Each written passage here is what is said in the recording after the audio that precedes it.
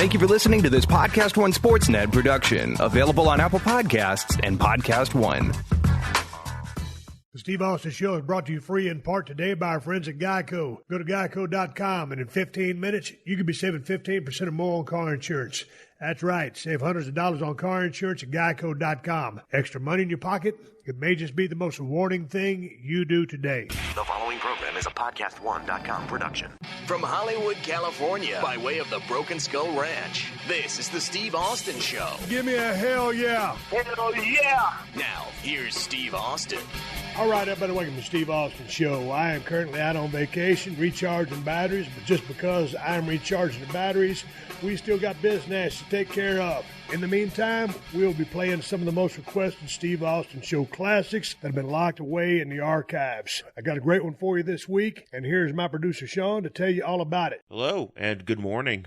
It's the morning when I'm taping this. It's producer Sean with another classic episode of the Steve Austin Show, bringing you episode number 55 with Colt Cabana. Original air date October 15th, 2013. You all know Colt from his podcast, the Art of Wrestling podcast, which has been going strong since 2012. I believe. I couldn't get the proper archive date, but I believe at this point he was just about a year in with the podcast. You folks out there, if you've never listened to the Art of Wrestling podcast with Colt Cabana, definitely do yourself a favor and check it out. And if you're so inclined, check out some of the archives, because Colt has evolved the podcast over the years, and he has done some great interviews, and he's told some great tales on that show.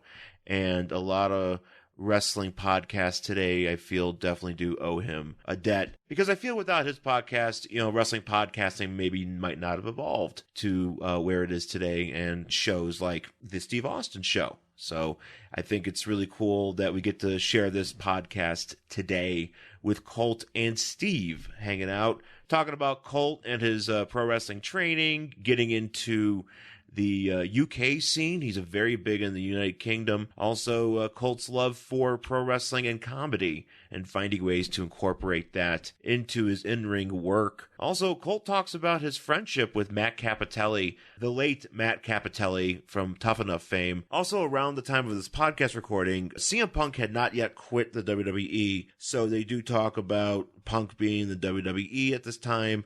I guess there was something going around this time that Colt alludes to regarding him having an announcing gig with the WWE or something, some sort of role. I don't believe that came to pan out, but he does discuss that here. And this is about a year before the very notable episode of the Art of Wrestling podcast that Colt did with CM Punk, where CM Punk discussed in depth his reasons for leaving WWE. So there's an interesting time frame about this episode, and it's a good episode. Colt's always a great guest on podcasts, and him and Steve have a good time. So you're going to dig this. Today in Steve Austin history, today being March 26th in 1992 in Terre Haute, Indiana. I hope I'm saying that right. Barry Windham and Junkyard Dog defeated WCW TV champion Steve Austin and Larry Zbyszko. Interesting tag match there. Never knew JYD and Barry teamed up for a little bit there. 1993 in Roanoke, Virginia, WCW Tag Team Champion Steve Austin and Brian Pillman, the Hollywood Blondes, defeated Ricky Steamboat and Shane Douglas. Then just a year later, in 1994 in Harrisonburg, Virginia, WCW US Champion Steve Austin defeated Brian Pillman. The Hollywood Blondes implode. Also, in 1998 in Boston, Massachusetts, it is not a wrestling match, but it is an in-ring confrontation, a public workout just before WrestleMania 14 in Boston.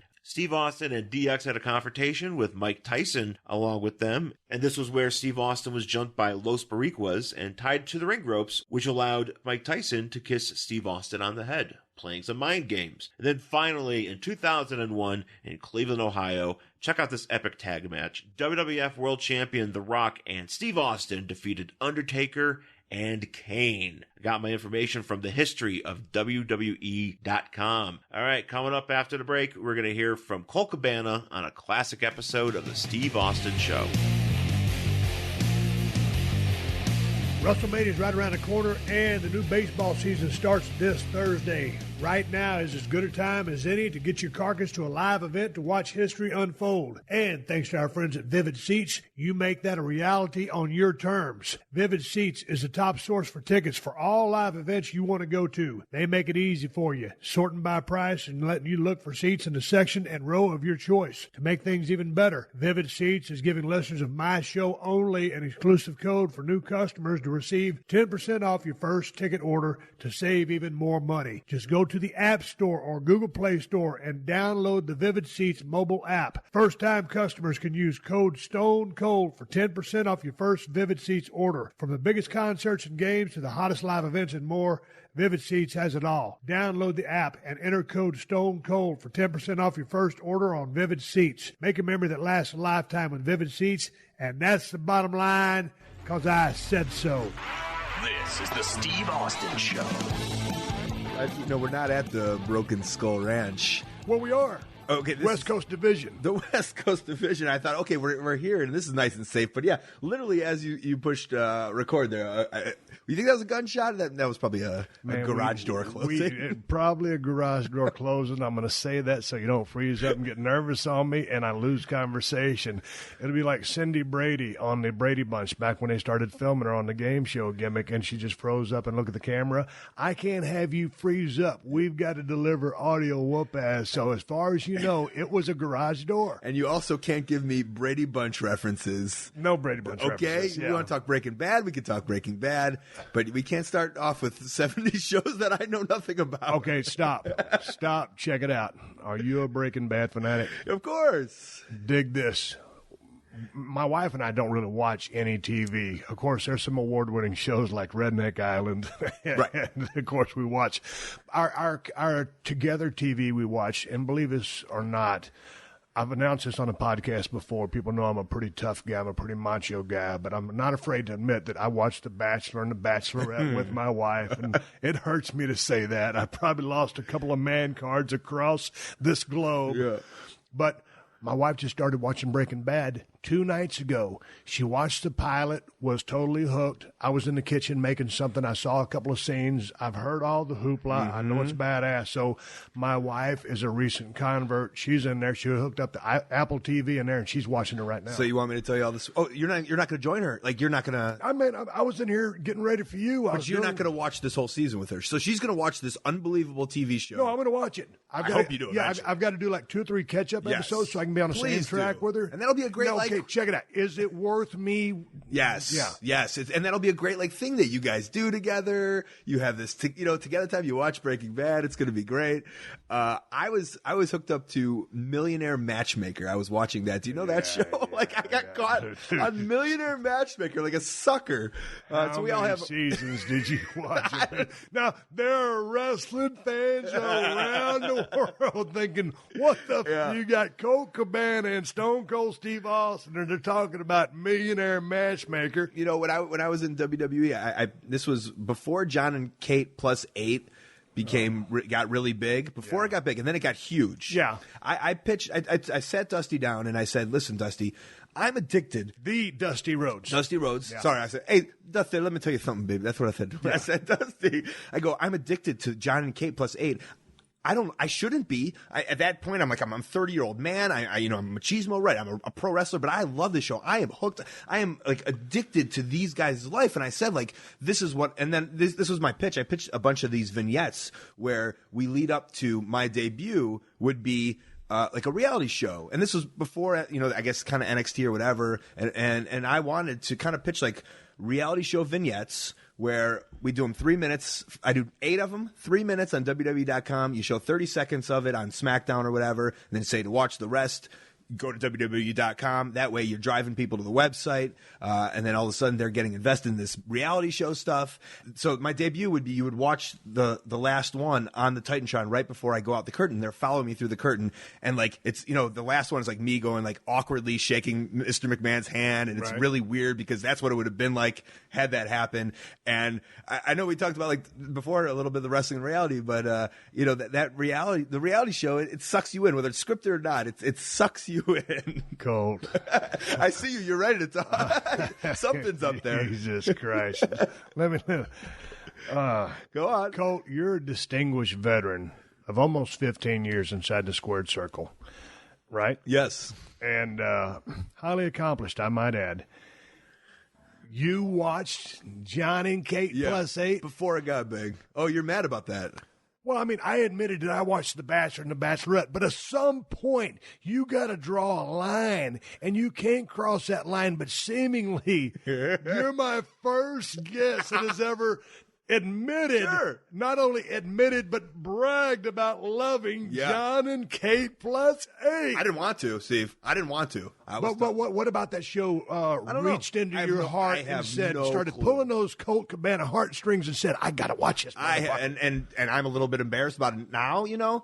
Like, I have no clue. It's just enjoying some television. Can't blame me for that, can you? Okay, enjoying television. Check it out. Let's switch gears. All right. You've been in the podcast business now with The Art of Wrestling. Yep. A couple of years. How long? Yeah, over 3 years now. So what was your inspiration to start? And you just said, hey, man, I'm going to start podcasting. Well, I mean, there's so many ways we can go with this. And we could probably talk an hour about podcasting. No. Just what inspired you to start? No, but I'm saying we could if we wanted to. But I had a voice, and I wanted a weekly something, and I was creative, and I needed an outlet, and nobody in the world of professional wrestling would give me an outlet.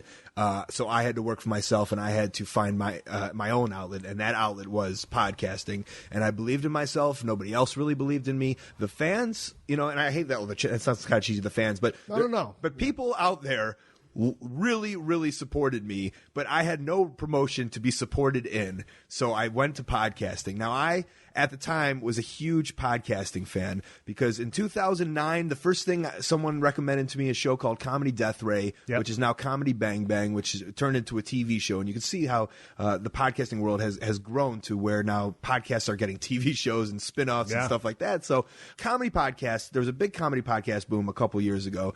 I was like, nobody's doing the wrestling version of wrestlers talking to wrestlers because the comedy podcast was comedians talking to comedians. Right. And I was like, no one's doing the wrestling version. And then I was like, I can't wait till the wrestling version comes out because I'd listened to it. Right. I can't wait for Stone Cold. Stone Cold, where are you? This was 3 years ago. Yeah. But I was like, you know what? Why don't I just do it? Yeah. And that's what I did. And I took a comedic aspect to it, you know, and there's shows like, you know, I know you were on Jay Moore, and Jay Moore was on yours, and there's, you know, I was on Mark Maron's podcast, and Corolla, and there's just so many of these great guys just doing this stuff. Guys that are really good at what they do. Amazing. And they've been in the business, so when they talk shop, you know, it's like when they're talking shop. It's like a couple of cats from the squared circle talking about our business. They're so good at theirs. And it's locker room talk. And I was saying that at that point I was in the locker rooms. We were having conversation, locker room talk, talking about the stuff, not necessarily talking about the science of wrestling, you know. And that's when I realized, well, let's start recording these things. Let's jump into the podcast world. And I did that, and that was 2010, the summer of 2010. But when you first started, and from where you've gone to now, and I've listened to, many of your shows, and a natural talker, a gift for gab. Thank you. You do your homework. Obviously, you've been in the business for 15 years. You've been around the horn a few times. You know the ins and outs of the squared circle. It's easy for you to converse with people, not only in general, but especially from our business. But when you first started your show, did you just say, hey, man, I'm going to take this approach, and here's my format? Because in my show, man, you know, I kind of, you know, when I turn my show in, they'll put some commercial spots in, or I'll throw to a break here or there, but I don't have like, okay, I'm going to do 15 minutes of shtick, then I'm going to talk to this cat for 30 minutes, and I'm going to do 15 minutes of that and make an hour out of it. Mine is what it is, and that's the way my brain works. So since you were one of the front runners, I mean, because you got in pretty early, what was your thought process just as far as what it was going to be? Yeah, I've said this publicly. I was very inspired by Mark Maron, and I said that in news articles and media outlets. And I didn't want to say that I was completely copying Mark, you know, but the greatest thing he ever did was when he reached back to me and he had me on the podcast, because I know a lot of people used Mark's formula, and I was never like emailing him and tweeting him being like, I'm using your. I was just I wanted to give him the credit, right? You know. When the Chicago Reader did a front page article on me, I didn't want to be like, well, this is what I'm doing. Like, no, like I was super inspired by Mark Maron, and I had Comedy Death Ray had songs on. So if you notice on all mine, I put on these obscure wrestling songs. Hey, so what's the story on that? I mean, can you play any song for a certain amount of time before you've got? Oh, I don't know the legality of it. So you just do it. I'm not charging. You know, that's how I look at it. I think that's how it works now. It might change in the future, right? But we're not charging for these things. These are free. You know, free of charge. But it's interesting how the podcast business is starting to grow. And I'm a newbie, man. I've been doing this for about 6 months. You've been at it for a while. But now, because of the way this whole genre is growing from the corporate side, especially, into 2014, now bigger companies, with money are actually considering the podcast model as a place to use some of their advertising money. So, and for so long they were ignoring damn right. And which was fine because it wasn't about grabbing sponsorships for me. It was about making a connection with my listeners and making a connection with people. And what happened with me, and I know this is a completely different ballgame with you because I'm still wrestling. I wrestle every week, and because of the podcast now, I even wrestle more. I'm probably on the road 200 days a year, if not more. Well, that's one of the things about the podcast is you can promote yourself and help the card out. Go ahead with your thought. Yeah, it all goes full. It all helps everything. I'm making a connection with fans. Now I have a lot more listeners. Now I can bring my friends connection, on. yeah. I bring on Cliff Compton. I bring on Luke Gallows, who they saw as Domino and Luke Gallows on TV, and they go, these guys suck. They're just two-dimensional wrestlers. And then they talk with me, and they're like, "These guys are amazing! Yeah. What great people they are!" Yeah.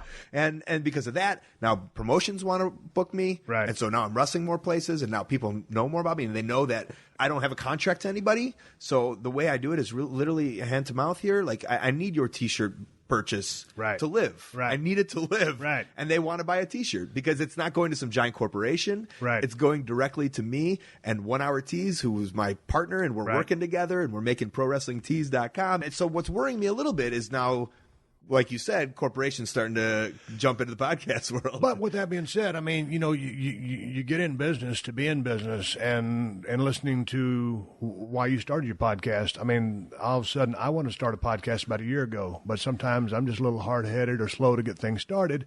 And these guys said, hey, they called me up and said, do you want to do a podcast? And I said, you're damn right I do, because I'd been wanting to. I just needed a kick in the ass. But my whole deal was the same thing you just said.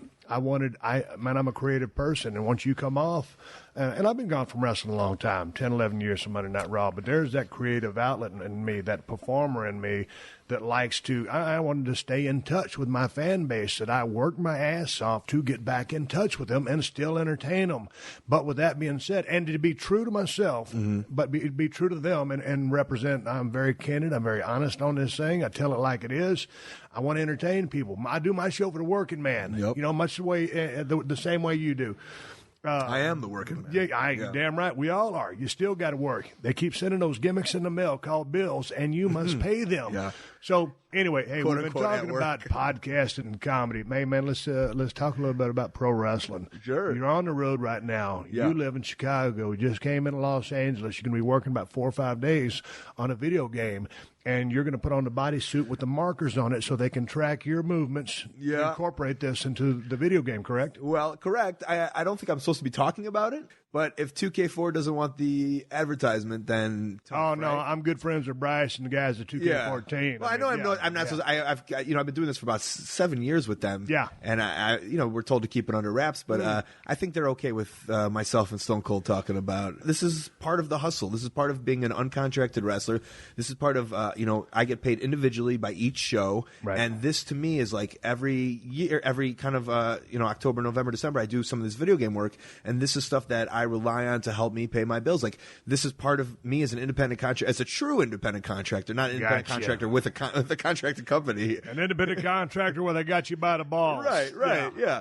This is part of like the quote unquote the hustle. Like this is stuff I have to do, but it's the best, and like I can never complain about it. And what an unbelievable thing is that I'm going to get paid to mock your movements so you can be on a wrestling video game. I've been doing it. I was doing it while I was in OVW. I was doing it while I was in FCW. Then I got released, and then they stopped using the developmental talent. And so the guys that they knew that did a good job, they brought us back. And so I continued to do the work for the video game. I just did a interview with ESPN. We're good. It was an airplane passing by. I just did an interview for E60 this coming Tuesday. Oh, cool! I'll watch that. They're going to have it's a special about how the technology has come so far since the first video game. So now they asked me had I ever done any of the tracking movement stuff. And back in the day, they had requested that I do a few, but somehow, some way, I always scapegoated out of it and got out of it and didn't have to do it. And so I said, no, but I'm talking to a guy that does that. So how long are these sessions and how intensive is it? You guys out there bumping? You're running high spots? You're mimicking guys? It's funny you say that. Usually, for years I did the entrances, and nobody could get down K Quick's entrance. Like, they tried everyone to do it, or Ron Killings or The Truth, and so eventually they had to bring it. Like, they had to bring him in. They had to bring in Hornswoggle. You know what I'm saying? Like, nobody can do it. Yeah. So I know we're doing all the things. One of the coolest things that I've ever done, I guess, in my career, and it's weird that I'm sitting here and talking to you, but for me, as a guy who grew up 18 years old watching the Attitude Era and watching Mick Foley getting thrown off the top of the cage was like the coolest thing ever. Yeah. And then years later, I'm the movement in the video game of getting hucked off the cage. Yeah. And I guess Ezekiel Jackson, who is in WWE, he's the one who threw me. So he was Undertaker, and he threw me off. I got to take that big spill. They put up all these, what's it called? Scaffolding. Scaffold. Yep. Yeah. They put up all these scaffolds and then hucked me off into a bunch of pads. So much fun. But yeah, I mean, it's real work. It is real work. We're there from 8 to 6. We're working hard. But they treat you good. Treat you like human beings. They're great. Yeah. THQ was great, and now actually this is my first time with 2K4, but it's under the same guys, and it's I'm looking forward to it. They treat us great. They pay us handsomely. 5-star. It's amazing that you go and you wrestle these indie shows, and you're maybe the main event or one of the top talents, and and you're put in this awful hotel, and no water backstage, because that's how it is in the indie world. And let's shift gears into the indie world, because that's one of the things that, as long as I've been in the business, and, I'm not currently in the business. I've been gone 10 or 11 years, but I'm not really out of the business because I never said, hey, I'm retired. Mm-hmm. And I love how much you love the wrestling, by the way. Oh, yeah, man. It comes through on the podcast. Oh, well, I appreciate that. Yeah. It's a real deal. But my thing is, when I started Dallas, WCCW, World Class Championship Wrestling, USWA, and then on to WCW, fired, ECW, WWF, WWE, and then out. So I was always with somebody. I never really got to be on the indie scene. You've been on and off the indie scene for the majority of your career. And I would say even in developmental, it was basically I was basically an independent wrestler with a paycheck, Right. So I want to ask you about the independent scene currently. Yeah. You're 33 years old. You've been in ring almost 15 years. Mm-hmm. How much more do you have left in the tank? The style, and my fans will know the style that I do. I can see myself doing this at 60 years old. I wrestle for Pro Wrestling Noah sometimes. Yeah. And Taue, who's a legend in All Japan, and now he's the president of Noah. He would wrestle the opening match, and they would do some comedy matches, and like he was pushing 60. He's pushing 60, 55, whatever it might be, and he's still in there. Doing the opening match, doing the comedy match, and like I pictured myself like, man, it was almost romantic. Like, I can't wait to be 60 years old and doing comedy matches in the opener, because I take your time, don't rush 60. Well, I don't know. It seems fun to me. So my style, I have a comedic style. I have a comedic style. But was it always a comedic style? No. Any major injuries? Yeah. A blown out quad, 2 MCL tears, 2 shoulder tears, chipped teeth, lacerated cheek. I don't want to say lacerated, but like giant swollen. I don't know technical terms. Contusion. Yeah, there it is. Yeah. But like a massive contusion. Yeah, I'm like a doctor. Yeah, look at you. I'm impressed. Any major surgeries? No surgeries. I've been grateful for that. Actually, my fans will know that I was almost taken out with a finger injury. I almost lost my finger last year. How was that? It wasn't from wrestling. It was from picking a scab in an airplane. While up elevated, germs got in there, and my finger swole up, and they almost had to cut it off. Yeah, I had a surgery. You can see a little scar there. But, damn, I'm about to puke over here. Oh, so, yeah. Germs infecting an open wound at 40,000 feet. Mm-hmm. Germs are superpowers when they're that high in the air. I can't explain it. That's just the way it is. And if I said it on the Steve Austin Show, it must be true. A germ almost got your finger. What if you're hooked on JON KATE Plus 8? Swig a beer for the working man. There, he's doing it. That's legit. I'm swigging a water. Let's talk about your training. Wait, I want to know if you lost. What if you lost your middle fingers in the Attitude Era? Oh man, How different would wrestling be right now? People always ask me, I said, did you get your middle fingers insured by Lloyd's of London? Yeah, that's a great question. At the time, I wasn't making enough money, and I'm so cheap anyway. I couldn't afford Lloyd's of London, but I could have insured them with Boyd's of Biloxi. The working man's insurance. Or just Lloyd. But guy named Lloyd down the street. Not a bunch of Lloyds, just one Lloyd. That would have been if I'd have thought about that, I might have should have done it. I'd have never, there was a couple of guys back in the day. Sure. I won't mention any names that got their backs and stuff insured with Lloyd's. I think we all know who they are. A couple of payoffs, that just never was my MO. Mm-hmm. But the current indie scene, what's the caliber of work out there right now? There's a lot of great guys, and there are, and you could name the promotions, the PWGs of the world, which is out here, and I recommend you heading over to Reseda and like putting a hoodie on and sneaking in there and watching Kevin Steen and Adam Cole and some of these guys. I keep hearing that the Kevin Steen name, the Kill Steen Kill guy. Yes, okay, yes. So, tell me about this guy. I'm one of my good friends. Right. We're these group of guys, almost, and I don't want to compare us to a Samoa Joe and a CM Punk, but years ago, they said Samoa Joe and CM Punk could never be stars in wrestling. Right. And here we are later, And they say, and you look at Kevin Steen, and maybe you body-wise, you don't say this guy could be a star in wrestling. How big cat is he? I mean, he's got a big stomach area, I guess. And Kevin, I love you. You know that. But people. Well, how tall is he? 6 foot, 6'1". What does he weigh? 270. Okay. Yeah. Well, see, that's the thing. Yeah. That's fine. 6 foot, 250, whatever. I mean, what gets me these days is that there is such a thing about body types, and everybody, they want to hire the mesomorphs and the ectomorphs and the guys that are long and lean and pretty, and they got a tan and a couple of tattoos, maybe strategically placed, but everybody looks like they came out of a Xerox machine, man. And I miss the days of Dusty Rhodes, my type physique, Bruiser Brody, the different cats, Barry Windham, and of course, Abdullah the Butcher, those kind of cats. So, if the guy's got any talent, how old is he? 29. Yeah. Jesus but Christ, a connection. A connection with the crowd. People dig him in the independent scene. How long has he been working? They love him. 10, 12, 13 years now. What kind of worker is he? Hardcore, bruiser Brawler, style? Brawler. He's got a fun mouth. He can talk very well. He learned English He's from Montreal. Okay. He learned English from watching Jim Ross. Oh, wow. Is that amazing? Does it sound like he's from Oklahoma? Yeah, imagine. By God. And for some weird reason, he's always got a hat on. I don't understand why.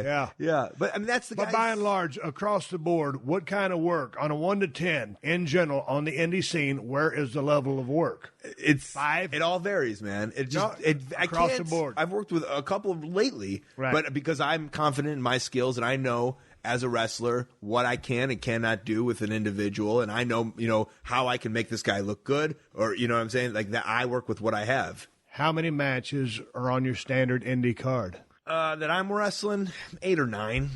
So you get to the building, you're going to work with Joe Blow. Y'all get there. Y'all going to just make up your match in the dressing room and follow that verbatim? Or y'all going to set out a fishbone and fill in the gaps? Oh, well, it's weird. As much as open as I am about wrestling and my love for wrestling, I stay away from telling the exact dissection of how pro wrestling works because I have bits I like to say. And I work in a comic because sometimes I see myself more as a stand-up comedian than I do as a wrestler sometimes. And I have bits. I have jokes that I tell. And, sometimes I'll say to the guy, hey, 4, 5, 6, 7, here's some of my bits. When I feel it, I'm going to let you know when we get to this bit, and you'll know that we'll go into it, and then we'll go into it, and then we'll die it down a little bit. And that's kind of how I work. Okay, so then I can dig that. So you're working as a babyface in pro wrestling, Hill traditionally calls a match. When I was running hot as Stone Cold, babyface, but a very ruthless babyface, but nonetheless a babyface, because I don't hear very well, I call all my matches. Is that how that started? Yeah. Is that how that started? I just don't know. Yeah, basically it did. And because I was just about to say what, like joking, mocking on you, but then I was like, that's your thing. If you can make this crowd laugh, go for it. So you and Joe Blow working, he's Hill, your baby. You got 15 years experience. Who's calling the match? You can at least say that. I am. I'm the general for sure. I'm taking control. Okay, so then you go on the match with Kill Steen Kill. Who's calling the match? We have mutual respect for each other. Mutual respect. Yeah, and splitting the duties. Yeah, it's just we can talk to each other. Okay, it's not a problem. But I know I understand because of my love for wrestling, and I know the traditions of it's easier for the heel to call the whole match, and I've been taught the reasons why and the reasons how it went and down. some are true and some are not. It's just basically my approach anytime you go in the ring was, if you go into a territory, a lot of guys, want to go out there and work kind of like a 90-10, 80-20, 70-30 type thing as far as taking rather than giving because they must get over. But once you get in the ring and if it's just a show or a cold match or it is what it is, my approach going in the ring was unselfish. I'm in there to have a good match. If you and me are working, popcorn match or we're the main event, my approach with you is let's go have a good match.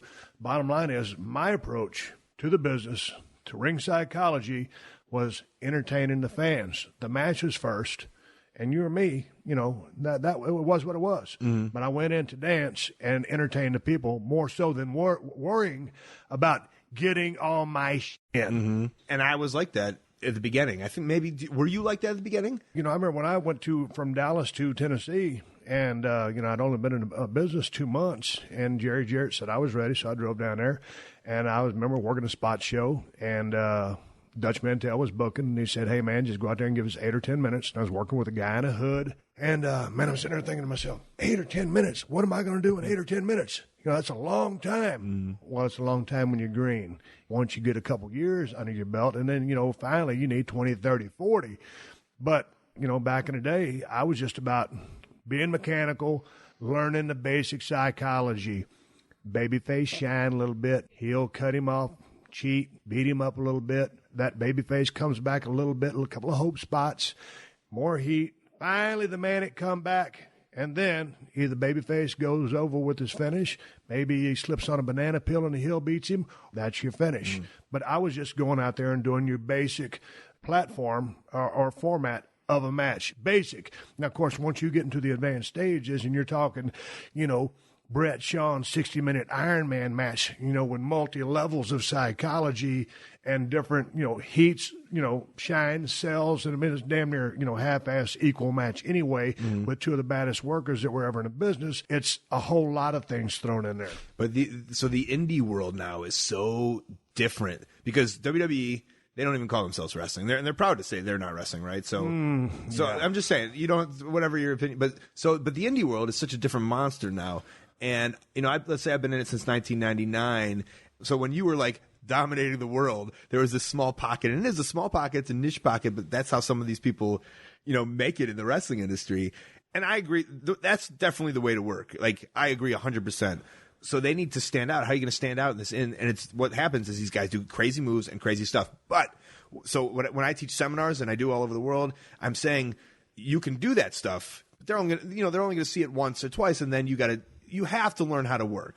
And so what's happening is these guys on 2, 3, 4 years are doing these crazy moves at indie shows, trying to get noticed or trying to get buzz on the internet. Right. And I understand that mentality, because I remember being suplexed in Chevrolet parking lots, back in the day when we were wrestling at car dealerships and world-class championship wrestling. You can get some spectacular shit, but my approach was just, hey, both guys shine to make the match. Yeah. And then you both get over. And guys are doing that today. They're working to have the best on these indie shows. Yeah. They're working to have the best possible match to steal the show. I think it's the same way yourself and Michaels and Brendan and everybody is to steal the show. But obviously, sometimes on the indie levels, I can sit there and sometimes do a facepalm. But I love it, though, because I appreciate that they want to do it. I'm looking at the younger guys who are trying to kill themselves. Right. And I know it's wrong, and I know they have no psychology to it, but I'm like, at least look at them. They're trying for it. And in 5 years, they'll look back and go, I was an idiot. Either that or they did their damnedest and they didn't hold back and they went for it. Because I do agree you have to go for it. And it's like I told, young Matt on Tough Enough. I mean, playing, safe. Don't get you. So you got to go out on a limb. That doesn't mean risk your life. And I see Matt Cross on one of my best friends. Oh, he's a great wrestler. I'm shaking my fist at you right now, Steve. He's the best. I love Matt. Oh, well, I like him a whole lot. And, we talk on the phone on occasion, or we'll send a direct message, and he'll send me a couple of matches that he's had. But, in and of that situation, it was what it was. He had a chance to shine, and he didn't make the most of it. Right. So we're going back to, the guys, like you said, 5 years in, they went for it. Hey, man, that was prime time, and he should have went for it. Yeah. It is what it is. It's like, just, man, that stuff. And I know you've had that, too, of like, should I, shouldn't I, shouldn't I, shouldn't I? Yeah. Yeah. And to watch Matt, who had at that point been all over the world, and maybe just not tell anybody because he's being humble and he thinks like, okay, I'm going to show my respect. It was hard as a friend. Well, because you knew what you knew. Right. But see, going into Tough Enough, I had never seen him work on YouTube. I go on YouTube, after the fact, I say, hey, this kid can do a lot of cool stuff. Yeah. He didn't do a lot of cool stuff at Tough Enough in front of me. It was what it was. Speaking of Matt's, let's shift gears. Matt Cappotelli. That's a friend of yours. Yeah, I went to college with him. You went to college with him, and you got a degree in what, business marketing? Business marketing. Western Michigan? Western Michigan. Kalamazoo. What kind of grades did you make? Awful. But you got through and you got a degree. While in college, I was traveling, 7 hours down to Louisville, Kentucky with me and my road mates. I made sure that my classes were Tuesday, Wednesday, and Thursday. But you got a degree. But I got myself a degree. So you met Matt in college? We played college football together. What position did you play? I was brought in as a defensive end. And once they realized that I was the smallest man of the defensive line in Division 1A college of all time, they moved me to linebacker. I was a redshirt freshman, so I didn't play at all. I wanted to quit from day 4. It was a horrible experience. Right. But I said to myself, like, I made this commitment. I'm at least going to do the season. I did the season as a redshirt, so knowing I would never get in a game, but I finished out the season. And then after that, I was like, okay, I put off wrestling long enough. And what happened was I had to go to college. My parents made me go to college. Damn right. Hey, anybody, I get asked all the time, and I'm sure you do too, Colt. Hey, what should I do to get in the wrestling business? I tell people, and you can back me up on this, or you can go down a different road. I recommend the highest level of education or any kind of technical training that you can get before you pursue that dream of getting in the squared circle, because by and large, your chances are very slim at making it. And I'm not telling anybody to not follow their dream, but when you ask my opinion, get the highest level of education that you can. Colt. Well, do you know what I've realized now is, and you'll agree with this because of all this stuff that you're futzing with, imagine if you knew how to do graphic arts. Imagine if you knew how to do audio engineering. Imagine if you knew how to do video editing. Imagine if you spoke Spanish or Japanese or Korean. Do you know what an asset you would be as a professional wrestler? Like, so to realize how important these weird educational things are to you, you don't realize as a 16, 17-year-old because you're like, all I want to do is be a pro wrestler. But I'm sitting here telling you, and you're sitting here telling, like, if you learn that stuff now, you have the most amazing advantage in the wrestling world, because it's not just pro wrestling now, it's everything. Well, it's everything, but my point is you need a backup plan. I didn't have a backup plan. I got lucky. My career was a lucky, hard-working fluke. So, but, I had, almost 17 hours to go, and then I dropped out of school. But to me, it's a backup plan because most people ain't going to make it. But going back to young Matt Cappotelli, when Bob Holly throttled him on Tough Enough back in the day, and I always loved working with Bob Holly. He's a very funny, unique guy, dry sense of humor. He's a loner, but he's a tough guy. But I thought he shelled out a little bit hard on Matt, and I didn't agree with the beat down. How did you take that? Well, I knew him personally. Yeah. Well, it was hard for me to watch. But what I knew about Matt, like, so when I played football at Western, like, I didn't have any friends. I had zero. It was kind of a loner. It was a hard. I'm not at all. Right. But like, I wasn't like everybody else. I don't know what it was. And Matt was always super nice to me. Yeah. And he was, and because when we would sit in drill, so when we're sitting in the computers while the coach is talking to us, he sees me on, like, I don't even know what it was back then. Maybe Observer.com. It's, right. I'm on the internet looking up wrestling stuff while everyone's talking football. And he looked over and he was like, oh, I kind of like wrestling. And so we started talking about wrestling. So we had a friendship kind of based off of wrestling. And then when I stopped football and continued and went on to wrestle, he'd always be interested. He'd be wondering about it. And the next thing you know, he comes to me, he goes, hey, I'm doing this Tough Enough thing. Right. And Matt was, and he was on my podcast, and he's a hardworking dude, and he's nice, and he's like a good Christian guy. And so when Bob Holly beat the shit out of him, I knew that, like, it wouldn't break Matt. He was a hard-spirited guy, and I knew, and some of those guys on those shows, whether it's produced or not, they fight back and they do the wrong thing, I guess, in the wrestling terms of where they would yell at Bob Holly and try to have some kind of whatever. He was humble and he stood back, and I knew he was going to do that. Right. I kind of knew he was going to win. Like, I guess that's cheesy to say, but I knew the guy. I knew what a heart he had and what a spirit he has, and I was glad he won. And like, for those who don't know, he's gone through cancer, and he's such a soldier, and I don't know, what a great human being Matt Cappotelli is. So he's a great human being. Tell me about life on the road for you. I remember when I first got into business, I would go down the road and travel with a lot of guys in the car because we were making either $15 or $20 a night. So a lot of human bodies packed in the car to, save money. When I started making a little bit of money, I started, traveling by myself because, I like being by myself. I enjoy being around people. I love people. I love working in front of people. But left to my own devices, I'm a loner. But I would go out, and when we would go to Chicago, I'd go to the Shed Museum. I'd go see this. I'd go stop at certain landmarks.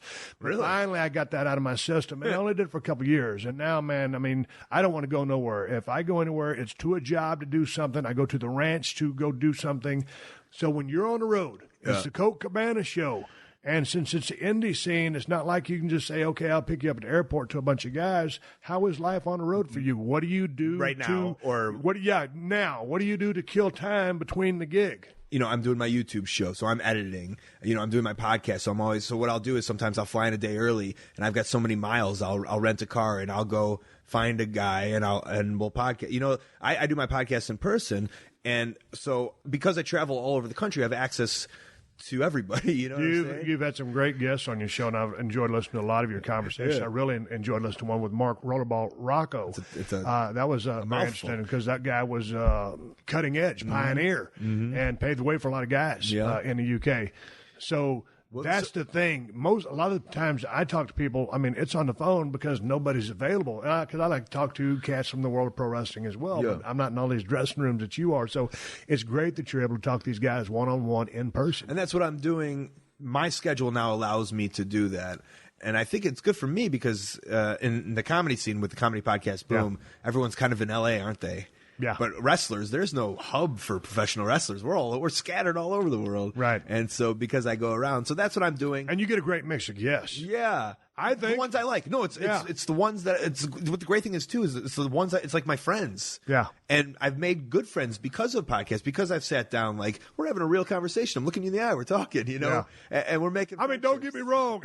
I wanted to stomp a mud hole in your ass and walk it dry when you said you was hooked on Jon and Kate plus 8, so but it's cool. We're all from different We're 4 worlds, feet right? away. Alexa isn't the only one with breaking news. Make sure to hang around at the end of this podcast for the latest breaking headlines on the AP News Minute. PodcastOne's coverage of March Madness runs on Diesel. All right, it's March, which means it's time for the madness. So we got it all covered on the big podcast with me, Shaq. The legendary, get him out the game, baby. Dick Vitale, how you doing, Coach? Hey, Shaq, what's going on, man? And we're way more than just sports, Shaquille. So be prepared to laugh as we bring you the best basketball coverage. The big podcast with Shaq. Check us out with new episodes every Monday at PodcastOne.com. This is the Steve Austin Show. So check it out. You and me have been talking about doing this show for a while. I reached out to you via Twitter, and another thing, I texted Punk, got your phone number, whatever, sent you a text message, and we started talking about getting together. We talked on the phone, and people have been clamoring for us to talk, and so we are. But we had to wait for you to get back from Edinburgh, Scotland. Yeah. You were down there doing, was it a comedy tour or a wrestling or both? I did both. I did a comedy fest. The Edinburgh Fringe Festival is the largest arts and comedy festival in the world. And what happens is there's a comedian there in England who's from Australia. His name is Brendan Burns. He toured with Mick Foley, and he's a huge wrestling fan. Is he funny? Hilarious. Okay. Hilarious, yeah. And I do a show with my friend Marty DeRosa here where we do $5 wrestling, and we kind of talk over wrestling. Yep. We do the commentary, alternative commentary. Great stuff. Thank you. And I appreciate that. And Brendan was like, would you like to do this show in Scotland where we watch wrestling every night at midnight, and we just kind of banter over it, riff over it. Right. And I did it for 25 straight nights. I had the time of my life. I got the show down. Now we're taking the show to England in October, doing Manchester, Leeds, London. I'm doing the show in New York City for the Rocks Off Pro Wrestling Film Festival, November 21st in New York City. And I'm hoping to kind of take this thing all over the world. It's the mix Do you of have a my stand-up act? I did I was when Mick first started doing stand-up comedy, I opened for him. Right. And so how long was your routine, typically? I did 20 minutes. That's a long routine. Yeah. That's awesome. And I loved it. But for me, it was just telling wrestling jokes. Yeah. But I kind of parlayed that into the podcast, really, because then I just, those opening monologues, I'm trying to have jokes and witty manner. I'm just trying to, you know how it is. Yeah. So I'm a goofball as it is. So wherever I can mix the world of wrestling and comedy, I do. And luckily enough, I was flown to Scotland. At the time of my life, I saw all these great comedians. I watched all these shows, and then at midnight, I'd go do my show. It was so much fun. It was. And when I talked to Jay Moore a couple of times. We did each other's show. I'm fixing to go back on his show. Very smart cat, very funny. More cat. stories, great podcast. Oh man, the guy's insane, wonderfully insane. I mean, as a compliment. But he's always talking about, you got to put in the time. I mean, it's just like being in a ring. You got to put in the time to do stand-up. There's a big difference from being green to being that 10, 20, 30-year guy. Would you agree? Yeah, but I don't consider myself a stand-up at all. I have too much respect to say right. that. Yeah. I'm not either. I don't consider myself a comedian in general. I can be funny, but I'm not a comedian. Mm-hmm. But it's tough. Yeah. Mick Foley seems to be having some pretty good success with it. But also, at the same time, we as wrestling performers go out and do live improv every single Correct. night. You did improv for 300 years, if not more. Not 300 years, but 300 days 300 nights. I'm not that. One time I wrestled a Tyrannosaurus Rex. Tyrannosaurus Let's go into, let's talk a little bit about some old school wrestling. You grew up in Chicago? In Chicago. Okay, so then did you grow up pretty much with WWF? I would watch you're 33. I mean, you're a young cat. But I was watching since I was like 4. Were you a part of the mid-'80s NWA scene or anything from Mid-South Power Pro? My father wouldn't take me to the UIC Pavilion and I wanted to go see Flair and Steamboat. Yeah. Was it 89, the bash there? Shithole building. We wrestled there many times. I mean, there was a little bit of atmosphere to it. It was just so old, but it didn't hold a candle to Rosemount, which is my favorite building of all time to work in. And that's how my dad was like, we go to the Rosemount Horizon. That's where we see wrestling. He's like, I'm not taking you to the UIC. But I was like, Dad, I wanted to see anything and everything with wrestling. And so NWA was there. I wasn't allowed to go. I remember AWA was on TV. I saw World Class was on ESPN after school. I remember Stunning Steve, of course. I watched as a kid. I remember that Windy City Wrestling was on. Like USWA was on. Yeah. Then Memphis. What was some of your favorite high profile matches? I always tell people that I just love wrestling. I know that's cheesy. Well, I do too, but I love a good match. But I loved Iron Mike Sharp as much as I loved Hulk Hogan as a fan. Right. Like they were just all the coolest. But certainly you would have to have Steamboat Flair or Steamboat Savage higher than an Iron Mike Sharp match versus anybody. And don't get me wrong.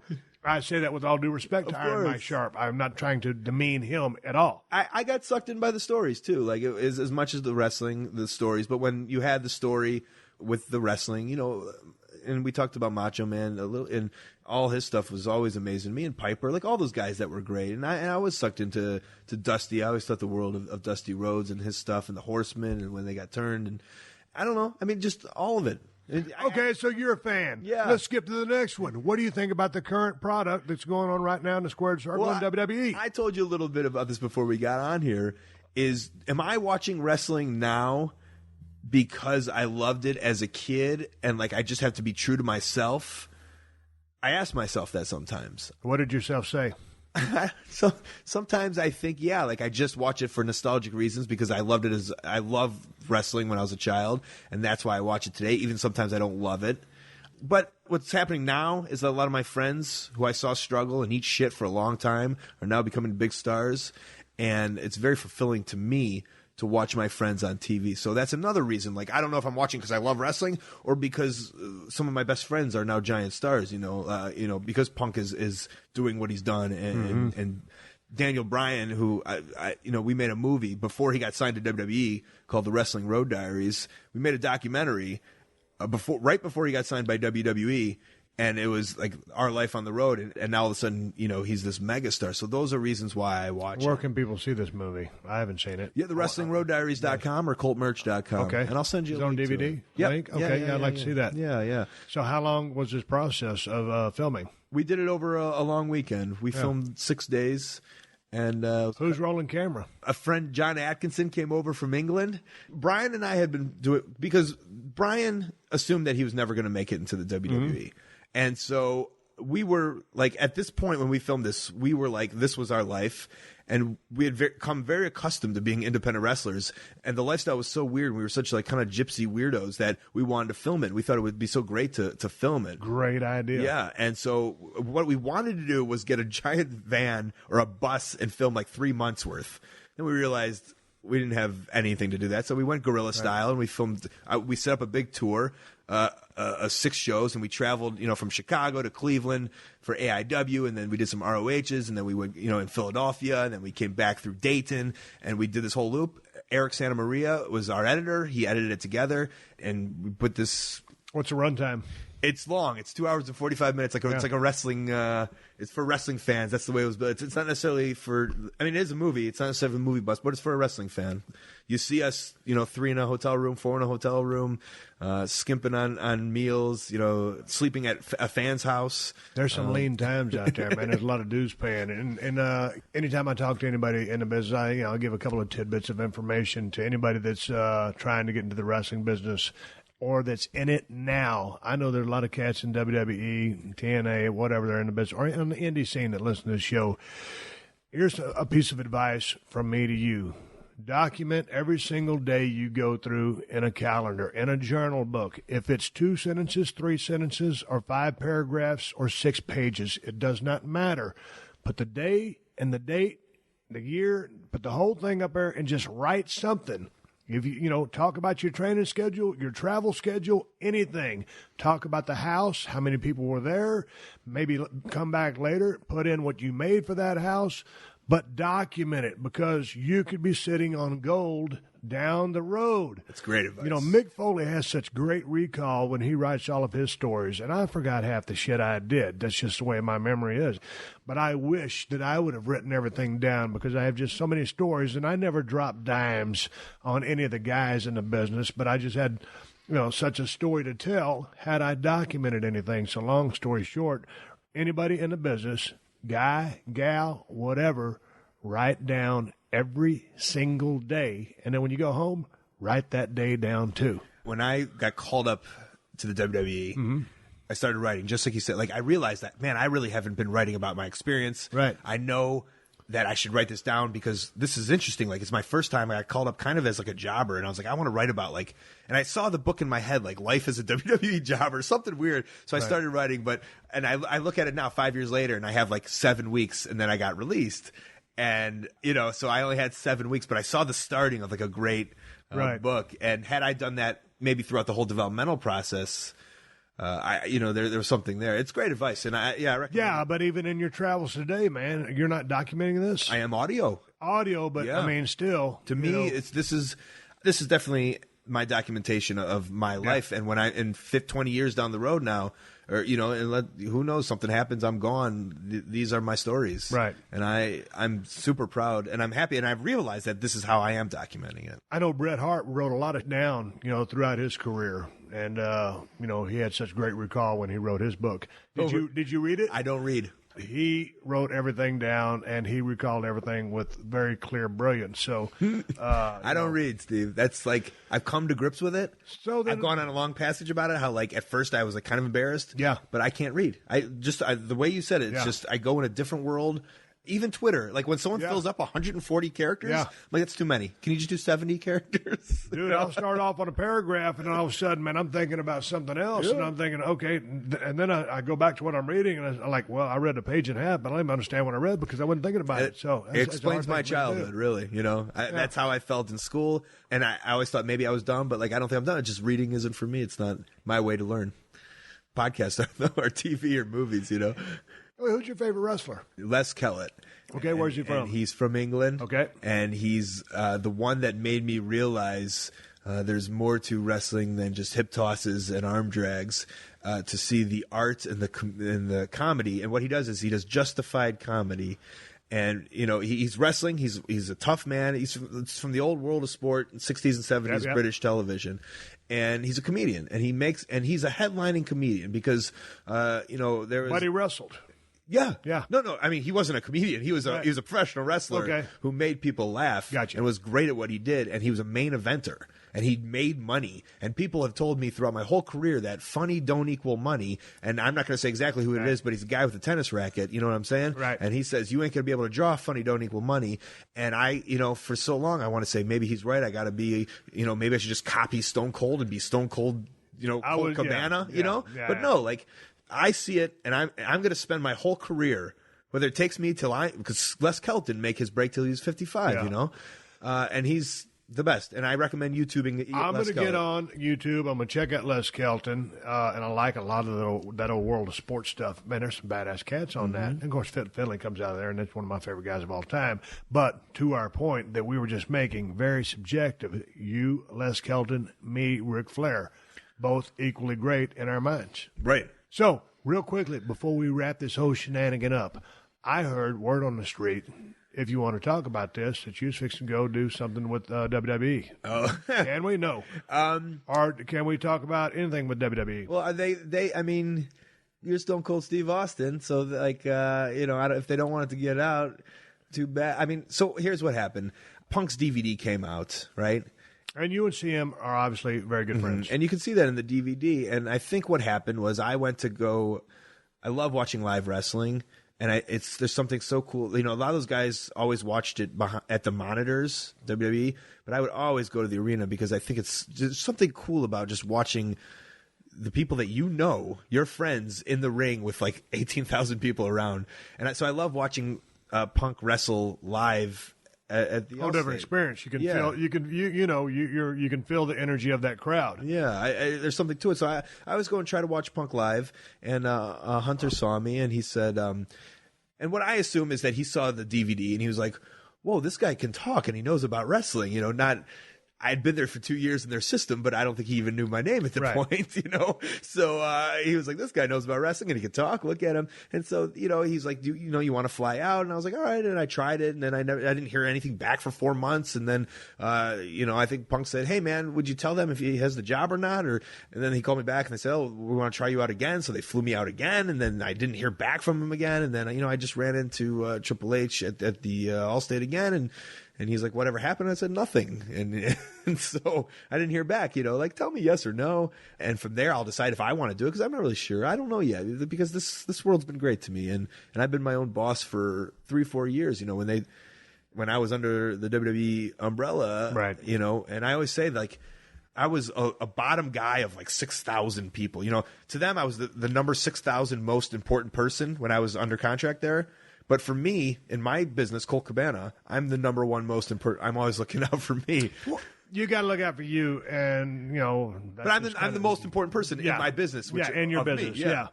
Whatever. I don't know if they want it announced or not or whatever. But I'm going to go down. They asked me to come down again, so I'm going to go down to Orlando and we'll see if something works out. Who knows? I don't know. Well, good luck with that. I mean, you do have the gift of gab. You are very knowledgeable about the business. I think you would be a positive mark on the WWE. Let's talk about Santino Marella right now. Yeah. Comedy worker. Right. Very funny. Mm-hmm. Very good at what he does. Mm-hmm. There's a spot on the card for that cat. That's what I think. I love it. I'm a huge Santino fan because and when I go to those live shows, that crowd pops and they love him. And if there's some agent there who thinks old school or whatever, and they're like, you don't know how to work, you don't know what. You listen to that crowd, man, they love that guy. The time could not be more now for more comedy because they're trying to. Back in the day, and, when I was hot and heavy in the business from falling in love with it at 7 or 8, I mean, it was it was like a laser of this is wrestling, and it's about heels and baby faces and belts, and then you throw a personal issue on top of that, and you just put gas on the fire. That's what we're all about. Well, now it's a bigger tent, and it's all about entertaining. It's always been about entertaining as many people as you can, but the pie is bigger now. And so they're trying to entertain more people. So now more than ever, another comedy-type act would be welcome. I mean, there's only so much I can hear from everybody, and I'll tell you a story. I did a dark match after Punk waved to me on television after his little talk. I did a dark match. Randy Orton, who I don't know at all really, he pulled me aside and he goes, "Hey man, I don't know you, but I watched John Laurinaitis ask Daniel Bryan if you would be good for this company." And Daniel, I don't know. I don't think it's my friend, but just as a guy going like, this guy can entertain anyone. He's great for all crowds. He's great for children. He's like the Pee Wee Herman of professional wrestling. Like, there's so much you could do with him, any spot on the card. And Randy Orton, who I don't know, is telling me like how this guy put me over for 5 minutes to the head of talent at the time. And I asked John Laurinaitis what he thought about my match and my future in WWE, and he told me I had a hole in my gear. That was my feedback, was fix the hole in your gear.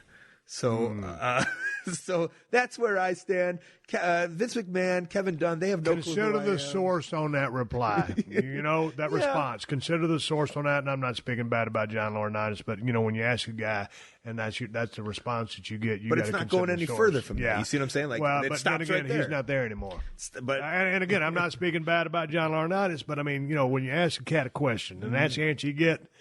Not a great answer, but we'll leave it at that. I feel like that's like the story of my life a little bit, though, and so it stopped there. But if it is a story of your life, you love the business. You'll keep going up and down the road and doing what you love to do. Yeah, and that's the bottom line. And what I do say is I'm fulfilled unbelievably creatively through the audio and the podcast and the worst promo ever that I do. Sometimes. And I talked about this a little on the podcast I did with Punk on my 100th episode. Sometimes I wish, because I wrestle in front of like anywhere from 200 to maybe 500 people a week. Sometimes I wish I could take my style of wrestling and wrestle in front of 15 to 18,000 people, not for money or monetarily or anything, but to spread almost the joy of pro wrestling to more people with my style. Right. I wish that opportunity was there for a little bit. If I had no restraints on me, like I could just be comfortable and confident. Right. And to do my fun-loving wrestling style in front of that many people, and to let more people know of like the awesome comedic style of wrestling, that would be wonderful. And I think that would be fulfilled a little more on a scale like that. But there's so much that comes with that. So never say never. It's pro wrestling, but where I am now, I'm comfortable and I love what I'm doing, and I have such a great rapport with my niche pocket of fans. It's not it's not in the millions. But it's enough to support me, to help me continue. And at this rate, I can go till I'm 60 and then have my own little Jewish skull ranch in Israel or whatever it might be, and then call it a day, The Star David Ranch, wherever he buys it. One last question I got to ask you, man. I talked to a lot of cats on my show that had some hard times. I recently talked to Sean Waltman, X-Pac, who had a lot of issues with some substance abuse problems. I went down the road. I'm never an abuser, but I was kind of out there for a little bit. Many guys have been. We've lost many guys. Out on the indie scene specifically, what's the lay of the land as far as stuff in the locker room? What kind of kill are these guys on? Are they straight-laced or?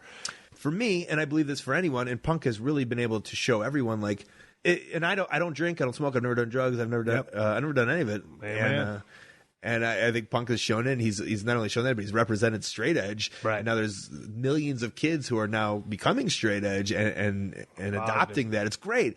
And so, not Ace Steel, but my other trainer, another guy told me when I started training, I said, "Am I going to have to take steroids?" And he goes, "Yeah, you're going to eventually have to take steroids." And I was always like, "Oh man, I really don't want to," I never did take steroids, and because I just didn't want to. I was like, oh, I'm gonna have to, but I don't want to, and I stuck with my own, my own guns, and I just never did them. And I think it's the same way with drugs and drinking. If you don't want to do them, you don't have to do them. And I was gonna say, the guys now getting into wrestling, and I think it started I think Edge and Christian were maybe the first ones to do it. It's we didn't get into wrestling because we were hardworking guys at the bars who were fighting. We got into wrestling because we're big wrestling nerds. Right. So there's kind of a stigma of the indie guys now.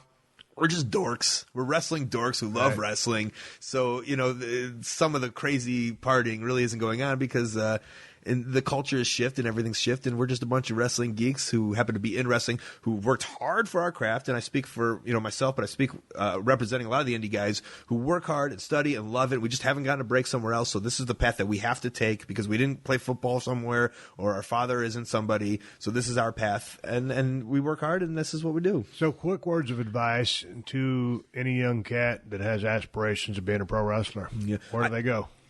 I mean, there's a couple ones that I recommend. Okay, recommend them. Truth Martini has a school in Detroit. I always recommend, Lance Storm. I don't know why you wouldn't. Calgary. Yeah, Lance Storm's awesome. Why you wouldn't go train with him. And those are kind of the two that I have. I don't know. No, that's all the two you got. I was just going to ask you 411. Yeah, that's Truth Martinis and Lance Storms I point people to. But I do believe, learn the internet stuff now for later in your career. Have it in your back pocket. Learn how to do video. Learn how to do media. Because I'm editing my own YouTube show. I'm editing my own podcast. And John Morrison had a great story of how he would edit his own promo before he got to TV. He would edit his own promos and then show them to the WWE people, and they were amazed by it. And eventually, he got called up because they're like, look at this guy. There's a lot of unbelievably talented. I had a lot of creative outlets and creative things I wanted to say and different stuff to pitch, and I had so many great ideas, but I couldn't put them and edit a video and show somebody. It was just in my mind. Right. I didn't know how to get out there. Right. So if you know how to get it out there, then now you're one step ahead. You're one step ahead of the game. All right, let's give big ups to TrueCar for supporting the podcast. TrueCar knows that every car comes with its share of stories. That ding in your bumper when you're nervous to pick up a first date, or the mileage you save by riding your bike all summer. While you can't put a price tag on your stories, now with TrueCar, you can at least find out what your car is worth, when it's time to sell or trade it in. Just go to TrueCar, simply enter your license plate number, and watch your car's details pop up. Then just answer a few questions, navigation, moonroof, high mileage. Now you'll know how much it's going to cost you so you can plan ahead. Once you finish, you'll get a True Cash offer sent in minutes, which you can take to a local certified dealer to cash out or trade in. So when you're ready to experience a better way to sell or trade in your car, check out TrueCar today. True Cash offer not available in all areas. All right, I'm giving Sean a go-home cue, so let's wrap it up for this week. Make sure you check out PodcastOne.com and subscribe to The Steve Austin Show so you don't miss any of these classic episodes. Before I ride off in the sunset, I do want to throw out a couple of plugs. I still got a beer. It's the Badass Broken Skull IPA, the finest IPA in the United States of America, and that's the bottom line. Made by El Segundo Brewing Company. You can find Broken Skull IPA at Whole Foods and Total Wines if you live in Cali. If you ain't in Cali, you're probably SOL. And if you're looking to get a badass pocket knife, I got two for you. Cold Steel Broken Skull Knife, Cold Steel Working Man Knife. Get them at my Amazon store. Amazon.com/shop/Steve Austin, or go to the Cold Steel Knives website and check out all their badass knives. Also, one more big shout out to all my sponsors to make this show possible. That's how I'm able to bring this show to you free twice a week. Please support them because they support us. For more info, check out the podcast description to this episode for details. Folks, I am on social media, Twitter and Instagram, at Steve Austin BSR. Folks, I'll be back soon, but until then, my name is Steve Austin, and I will catch your ass down the road. This has been a Podcast One production. Download new episodes of The Steve Austin Show every Tuesday at PodcastOne.com. That's PodcastOne.com.